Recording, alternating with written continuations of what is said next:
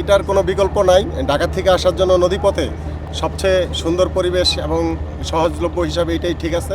সহজলভ্য হলেও সময়ের পরিক্রমায় কমেছে যাত্রী, জৌলস হারিয়েছে চাঁদপুর ঘাট। সুদিনের অপেক্ষায় বিশাল জলরাশির গা ঘেঁষে বেঁচে থাকা মানুষরা চাতক পাখির মতো তাকিয়ে থাকে যাত্রীবাহী লঞ্চের পানে। চলাফেরার একটা নাই, ব্যবসা বাণিজ্য প্রতিশ্রুতি ভালো না।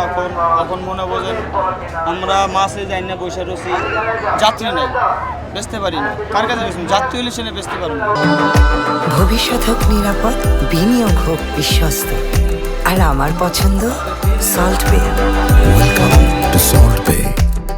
দিনরাত পণ্য পরিবহন, শ্রমজীবীদের কর্মব্যস্ততা সব মিলিয়ে এখানে মানুষের প্রাণে দুলাদিত প্রাপ্যতার স্নিগ্ধতা। দিন শেষে কাজ কমে যাওয়ায় জীবন যেন থমকে গেছে মায়ে বাঁধা এই খাতে। আগে খুব ভালো ছিল, অন্য তো কোনো মালামাল নাই, কোনো কিছু নাই। আগে মালামাল ছিল, এবার মালামাল আইতো, লোক আইতো, অনেক কোনো লোকও নাই, লোক পুরা পরিস্থিতি খারাপ। এবং লঞ্চের অবস্থা খারাপ।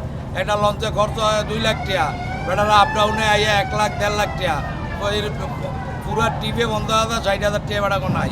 সড়ক যোগাযোগ সহজ হওয়ায় অনেক যাত্রী এখন স্থলপথ বেছে নিচ্ছেন। নদীপথের গুরুত্ব কমছে, প্রভাব পড়ছে শ্রমজীবীদের জীবিকা নির্বাহেও।